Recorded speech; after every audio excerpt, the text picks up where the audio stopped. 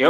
இவ்ளோ கேவலமானவனா இருக்க! உனக்கெல்லாம் எப்படியா கான்ட்ராக்ட் குடுக்குறது? அப்படின்னு இப்ப வந்து மனோஜையும், ரோகிணியும் வந்து டார் டாரா கிழிச்சு அப்படியே அவங்க முகத்தையே அந்த கான்ட்ராக்ட்ட தூக்கி எறியறதுக்கான ப்ரெடிக்ஷன் தான் அது. ஸோ, இப்ப வந்து பார்த்தீங்க அப்படின்னா வந்து, இப்ப ரோகிணி ஒரே சந்தோஷத்திலயும், குஷியிலயும் இருக்காங்க. என்ன அப்படின்னா, மீனா எப்படியோ இந்த வீட்ட விட்டு போயாச்சு அப்படின்ட்டு. அவங்க மனசுக்குள்ளேயே வந்து யோசிச்சுட்டு இருந்தவங்க, அப்படியே வந்து மகேஸ்வரிக்கு கால் பண்ணிட்டு, "மகேஸ்வரி நல்ல வேள மாட்டிக்கிட்டோம். இதுக்கப்புறம் மீனா எல்லாத்தையும் சொல்லப் போறா" அப்படின்னு நெனச்சா, மீனா பயங்கரமான பேக்கா இருக்கா. என்னோட வாழ்க்கைய காப்பாத்துறதுக்காக அவ புருஷன்ட்ட வேணும்னே சண்ட போடுற மாரி சண்ட போட்டு வீட்ட விட்டு போயிட்டா. கேட்டா இங்க இருந்தா அவளால உளராம இருக்க முடியாதாம். அப்டின்னா, "என்ன இவ்ளோ பெரிய லூசா இருக்கா?" அப்படின்னு மகேஸ்வரி பேச, அதே கான் கால்ல வந்த இப்ப வித்யா அந்த பக்கம், "பாவி, பாவி! நீ பண்றதெல்லாம் ஆண்டவனுக்கே அடுக்காது. எப்படி இவ்ளோ கேவலமா நடந்துக்கிற? உன்ன காப்பாத்துறதுக்காக அவங்க கடைசில வந்து வீட்ட விட்டு போய் தான் கணவர பிரிஞ்சிருக்காங்க. முத்துவும், மீனாவும் அவ்ளோ குளோஸான ஒரு கப்புள். அவங்கள போய் பிரிச்சிருக்கியே! அதுவும் உனக்காக. அத பத்தி கொஞ்சமாவது உனக்கு கவல இருக்கா?" அப்படின்னா, "இந்த பாரு மத்தவங்கள பத்தி கவலைப்படுறது என் வேல இல்ல. அவளால அத தாங்க முடியலன்னா நான் என்ன பண்ண முடியும்? அவ ஒண்ணு தைரியமா போய் சொல்லணும். நானா இருந்தா அவ இடத்துல இருந்தா நான் சொல்லியிருப்பேன். ஆனா அவளுக்கு அதெல்லாம் இல்ல. ரொம்ப நல்லவளா இருக்கிறதுனால, நான் சொன்ன கதையெல்லாம் கேட்டு அவளும் நம்பி என்ன பண்ணிட்டா, இப்ப நான் யார்ட்டயும் சொல்ல மாட்டேன்" அப்படின்ட்டா. ஆனா அதே சமயத்துல வந்து பார்த்தீங்கன்னா, இங்க இருந்தா வந்து அந்த முத்து கிட்ட சொல்லாம இருக்க முடியாது. மாமா கிட்ட சொல்லாம இருக்க முடியாதுன்னு வந்து ஓடி போயிட்டா வீட்ட விட்டு. எனக்கும் நிம்மதி தானே. என்ன கொஞ்சம் வீட்டு வேலைலாம் செய்ய வேண்டியது இருக்கு. செஞ்சு கொஞ்சம் நல்ல பேர்லாம் வாங்கி, அவ இல்லாட்டியும் பரவால்ல அப்படின்னு ஒரு இடத்துக்கு கொண்டு வந்தா தான் அவள யாரும் கூட்டு வர சொல்ல மாட்டாங்க அப்படின்னு எல்லாம் செஞ்சுகிட்டு இருக்கேன். அப்படின்னு வந்து சொல்லிட்டு இருக்கேன். சொல்லி முடிச்சதுக்கு அப்புறமா இதெல்லாம் வந்து கண்டிப்பா என்னைக்காச்சும் ஒரு நாள் உனக்கு திருப்பி வந்து பின்னாடி பேக் ஃபயர் ஆக போகுது அப்படின்னு வித்யா ஃபோன வச்சுடுறாங்க. இப்ப இதுக்கிடையில தான் வந்து மனோஜ் என்ன பண்றாரு அப்டின்னா வந்து, "ரோகிணி நமக்கு கான்ட்ராக்ட் வேற பெருசா ஒண்ணு வரப்போகுதுல்ல. அதனால இப்ப என்ன பண்ணலாம் அப்டின்னா வந்து, எனக்கு ஒரு சின்ன விஷயம் தோணுது. நம்ம வந்து இந்த அமௌண்ட் போதும் ரூ. 40,00,000 அப்டின்னு சொல்லியிருக்கோம்ல. ஆனா வந்து ஒரு 50,00,000 கேட்டா நமக்கு கரெக்ட்டா இருக்கும். ஏன்னா வந்து நம்மளுடைய இந்த புது ஆஃபீஸ் ஓப்பன் பண்ணலாம்னு இருக்கோம்ல. இன்னொரு பிரான்ச் ஒண்ணு ஓப்பன் பண்ணலாம்னு இருக்கோம்ல. அதுல வந்து மகேஸ்வரியோட ஹஸ்பண்ட் அவர் வந்து மேஜர் அமௌண்ட் குடுக்குறதா இருந்துச்சு.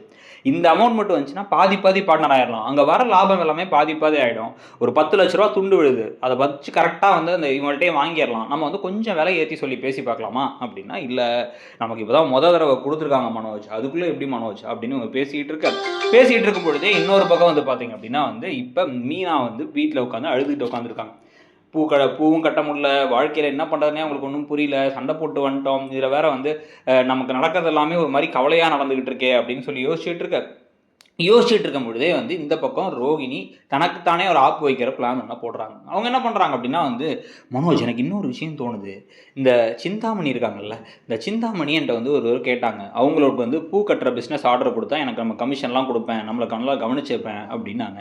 இப்ப இந்த 275 வீட்டுக்கு மீனா தான் பூ போடப் போறா. இந்த பூ கான்ட்ராக்ட்ட சிந்தாமணிக்கு வாங்கி குடுத்துறலாம். அதே சமயத்துல நம்ம வந்து இதே மாரி இன்னொரு பல்க் ஆர்டர் புடிச்சா, அந்த பல்க் ஆர்டருமே வந்து நம்ம வந்து அவங்களுக்கும் குடுக்குறோம்னு சொன்னா, அவங்க கமிஷனும் குடுத்துருவாங்க. ப்ளஸ் வந்து பார்த்தா, அப்படியே கொஞ்சம் கொஞ்சமா பிசினஸ் பார்ட்னர் மாரி அவங்கள நம்ம ஒரு வகையில யூஸ் பண்ணிக்கலாம். அவங்க நல்லா பணம் வச்ச ஆள் இப்ப இருக்க ஆள் தான். அடிக்கடி நமக்கு பணமும் வந்துகிட்டு இருக்கும் ஃப்ளோல. இத ஒரு கணக்கா வச்சுட்டோம்னா, நம்ம போக போக 3வது பிரான்ச் ஆரம்பிக்கிறதுக்கும் யோசிக்கலாம். இப்ப இந்த விஷயத்த வச்சு லைட்டா பேசி பார்த்துட்டு, இந்த கான்ட்ராக்ட்லயே ஒரு அமௌண்ட் வந்து நமக்கு வாங்குற மாரி பார்க்கலாம். அத வந்து சிந்தாமணிக்கு மாத்தி விட்டா அப்படின்னா, மனோஜ் நல்ல ஐடியா. இத பண்ணிறலாம் அப்படின்னு முடிவு பண்ணி, இப்போ உடனே இவருங்க அந்த ஆஃபீஸ்க்கே போலான்னு கிளம்பி போறாங்க. கிளம்பி போகும்பொழுது தான் வந்து பார்த்தீங்கன்னா, இன்னொரு பக்கமா வந்து இப்ப ஸ்ருதியால மனசு தாங்க முடியல. வீட்ல மீனா இல்ல. எல்லா வேலையும் ரோகிணி செய்ற மாரி செய்றாங்க. செஞ்சுட்டு மீனா இல்லாட்டி வீடு நல்லா இருக்குல்ல? அப்புட்னா ஆமாமா. அவ இருக்கணும்னு ஒண்ணும் அவசியம் இல்ல. இதுக்கப்புறம் வந்து அவ இல்லாட்டி இந்த வீடு எப்படி நடக்கும்னு நெனச்சோ, ஏதோ நம்ம இல்லன்னா அந்த வீடே நகராதுன்னு நெனச்சிட்டு இருந்தா. இப்ப கவலையே இல்ல. அப்படிங்கிற மாரிலாம் விஜயாவும் பேசிக்கிட்டு இருக்க.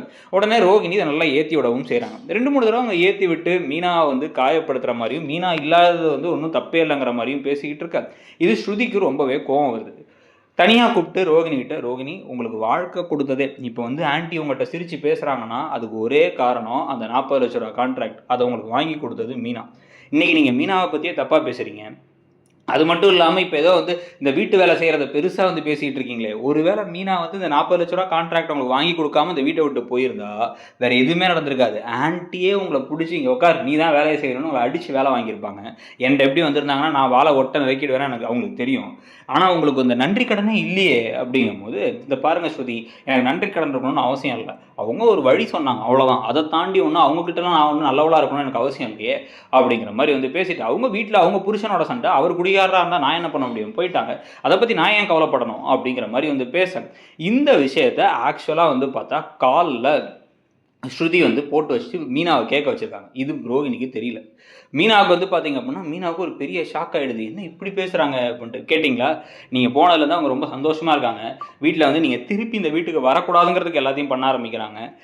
எல்லா வேலையும் நம்ம பார்த்துக்கலாம், அவங்க இல்லாட்டியும் பரவாயில்ல, அவங்க வந்தால் கூட உங்களுக்கு நிம்மதி இல்லாமல் தானே ஆண்டி இருக்கும்லாம் பேசுகிறாங்க. உங்களை மொத்தமாக முத்து விட்டு வந்து பிரித்து விட்றதுக்கு பிளான் பண்ணிவிட்டு இப்படியே போச்சு அப்படின்னா வந்து ஒன்று முத்துவும் சேர்ந்து வீட்டை விட்டு கிளம்பி உங்க கூட வரணும். நீங்கள் திருப்பி வந்தாலும் அத்தை வந்து அக்செப்ட் பண்ணிக்க மாட்டாங்கிற இடத்துக்கு வந்துட்டாங்க அப்படின்னு உடனே இப்போ மீனாவுக்கு கோவம் வந்துருச்சு. இவளுக்காக தான் எல்லாத்தையும் நம்ம பண்ணிக்கிட்டு இருக்கோம், நம்ம வாழ்க்கையில் நம்ம எல்லாம் பிரிஞ்சு உட்காந்துருக்கேன் அப்படின்ட்டு. சரி தேங்க்ஸ் ஸ்ருதி, எனக்கு இப்போ தான் அறிவு கண்ணே நீங்கள் திறந்து விட்டுருக்கீங்க, நான் செய்ய வேண்டியதை செஞ்சுக்கிறேன் அப்படின்ட்டு ஃபோனை வச்சுட்டு டக்குன்னு கிளம்பி மீனா என்ன பண்ணுறாங்க, நேராக அந்த பாரதியோட வீட்டுக்கு போகிறாங்க. பாரதியை போய் பார்த்து, மேடம் நீங்கள் நான் அன்றைக்கி வந்து உங்கள்கிட்ட வந்து இந்த ஒரு பெரிய ஆர்டர் வந்து உங்களுக்கு எனக்கு கொடுத்ததுக்கு ரொம்ப தேங்க்ஸ், அதுக்கப்புறம் நான் வேறு என்னோடய கோசிஸ்டருக்கும் வந்து கொடுக்கணும்னு சொல்லியிருந்தேன். என்ன ஒன்று, நான் வந்து யூஸ்வலாக அவங்கள பற்றி நான் எதுவும் குறையெல்லாம் சொல்ல மாட்டேன், ஆனால் அவங்க கொஞ்சம் பார்த்து நடந்துக்கணும். அவங்க சில சமயங்களில் வந்து கொஞ்சம் பேராசெல்லாம் படுவாங்க, அதனால் வந்து ரேட்டெல்லாம் கொஞ்சம் கரெக்டாக பார்த்துக்கோங்க. அவங்க செய்கிற பிஸ்னஸை பற்றி நான் குறை சொல்லலை, ஆனால் அவங்கள்ட்ட சொல்லணும்னு நினச்சேன் அப்படிங்கிற மாதிரி மீனா பேசிட்டு, இதை பேசலாம்னு நினச்சி எங்கள் வாசல் வரைக்கும் போயிட்டு பேசாமலே வந்துடுறாங்க. அவங்கள்ட்ட மற்ற விஷயத்தெல்லாம் பேசுகிறாங்க, தேங்க்ஸ் எல்லாம் சொல்கிறாங்க, ஆனால் ரோகிணியை பற்றி எதையும் குறையா சொல்லலாம்னு யோசிச்சவங்க வேணான்னு விட்டு வந்துட்டாங்க. இந்த சமயத்தில் என்ன ஆகுது அப்படின்னா வந்து இங்கே ரோகிணியும் இவர் மனோஜ் அங்கே போயிட்டு அந்த மேனேஜர்கிட்ட ஓவராக பேசி, முடியாங்கள உள்ளார அப்படின்னு நேராக கிளம்பி உள்ளார போய் அதுக்கப்புறமா வந்து அங்கே போய் அந்த மேடத்துக்கிட்டே வந்து திமிரா பேசி, எனக்கு இன்னும் 10 லட்ச ரூபா வேணும் அப்படின்னு கேட்க, 10 லட்ச ரூபா வேணும் மேடம், 40 லட்சத்தை பண்ண முடியாது அப்படின்னா, 35 லட்சத்துக்கு பண்ணுறதுக்கு எங்களுக்கு ஆள் இருந்துச்சு, ஆனால் நாங்கள் தான் வந்து மேடம் சொன்னாங்கிறதுக்காக 40 லட்சத்துக்கு ஓகே சொன்னோம் அப்படின்னு பின்னாடி வந்து அந்த மேனேஜர் சொல்ல அந்த மேடம் முறைச்சி பார்த்துக்கிட்டு இருக்காங்க. அதில் நீ இன்னும் 10 லட்சம் கேட்குறேன்னா எவ்வளோ பேராசை பிடிச்சவனா இருப்ப நீ, ஏதோ வந்து அந்த மீனா சொன்னாங்கிறதுக்காக கொடுத்தோம் அவங்களுக்கு அந்த ஆர்டரை அப்படின்னு இந்த பக்கம் வந்து அந்த மேடம் சொல்ல உடனே ஷாக் ஆகி போயிடுறாரு மனோஜ். மீனா சொன்னாங்களா அப்படின்னு யோசிக்க ரோகிணி திருன்னு முடிக்கிறாங்க. இவ்வளோ பெரிய கான்ட்ராக்ட்லாம் வந்து இப்போ 50 லட்ச ரூபாய்க்குலாம் என்னால் தர முடியாது, 35 லட்சத்துக்கு எங்களுக்கு ஒரு ஆள் இருக்குது, நாங்கள் கொடுத்துக்குறோம் அப்படின்னா, மேடம் நான் 32K பண்ணித்தரேன் மேடம் அப்படின்னா, இப்போ தான் 50 லட்சம் வேணும்னா 32K பண்ணித்தரேன்னா, அப்போ லாபம் பார்க்குறது வேறு, இதில் வேறு வந்து கரெக்டாக பண்ணுவோம் மேடம் அப்படி இப்படின்ட்டு எவ்வளோ திருட்டுத்தனம் பண்ணுறீங்க அப்படின்ட்டு, அந்த கான்ட்ராக்டை கிழிச்சு போடியா அப்படின்னா டக்குன்னு வந்து அந்த கான்ட்ராக்டை அவர் கிழிச்சு போட்டு தூக்கி எறிய வெளில போயா அப்படின்னு சொல்ல உடனே என்னையா அப்படின்னா, நாளே நான் பார்த்தேன் நீ என்கிட்ட எவ்வளோ திமிரா நடந்துக்கிட்டு இருந்தேன்ட்டு. அவங்க யாருன்னு நினைக்கிற, அவங்க என் ஒய்ஃப், இருந்தாலுமே வந்து நான் வந்து அவங்கள்ட்ட நானே பணிஞ்சு தான் பேசுவேன். ஏன் அப்படின்னா வந்து இந்த பிஸ்னஸை உருவாக்குனது அவங்க, நான் மேனேஜராக இருக்கேன்னா வந்து அதுக்கான தனியாக வந்து எந்த உரிமையும் எடுத்துக்கிறது இல்லை. ஆனால் நீ என்கிட்டையும் ஓவராக பேசினேன், இப்போ திருப்பி பேராசை பிடிச்சிட்டு வந்து நிற்கிற, இதில் வேற வந்து பார்த்தா வந்து இதுக்கு நடுவில் உங்கள் ஒய்ஃப் வேற கால் பண்ணி மீனாவுக்கு பூ கட்டுற கான்ட்ராக்ட் கொடுக்காதீங்கன்னு வேற பேசினாங்க. எவ்வளோ நன்றி கட்ட ஆளுங்களாக இருப்பீங்க நீங்கள், கிளம்பியாவில்ல அப்படின்னு அடித்து துரத்துற மாதிரி இருந்தால் கரெக்டாக இருக்கும். நம்மளும் பலவிதமான ப்ரெடிக்ஷன்ஸில் இந்த கான்ட்ராக்ட் எப்படி வந்து கெட்டால் பெட்டராக இருக்கும் அப்படிங்கிறதெல்லாம் சொல்லிகிட்டு இருக்கோம். அதில் ஏதாச்சும் ஒரு வகையில் இது நடந்துச்சுன்னா கரெக்டாக இருக்கும். ஏன்னா ரோகிணிக்கும் மனோஜுக்கும் இப்போ இந்த கான்ட்ராக்ட் கிடச்சி அவங்க கையில் பணம் நிறைய வருதுங்கிறதுலாம் நம்மளால ஏற்றுக்க முடியாத ஒரு விஷயம். இன்னொரு பக்கம் மீனா தன்னை காப்பாற்றிக்கிறேன்னு சொல்லிட்டு சாரி ரோகிணியை காப்பாற்றுறேன்னு தனியாக போய் உட்காந்துருக்கிறது நம்ம கடுப்பான விஷயமா தான் இருக்குது. நீங்கள் என்ன நினைக்கிறீங்க இந்த ப்ரெடிக்ஷனை பற்றி அப்படிங்கிறதையும் சொல்லுங்கள். கூடவே உங்களை பொறுத்த வரைக்கும் இந்த வகையில் இப்போதைக்கு ரோகிணி சிக்கினாலுமே முழுசாக சிக்கிறதுக்கான வாய்ப்புகள் இருக்கா, என்ன நினைக்கிறீங்கிறதையும் சொல்லிவிட்டு அப்படியே இடம் பொருள் சேனலையும் சப்ஸ்கிரைப் பண்ணிக்கோங்க. தேங்க்யூ.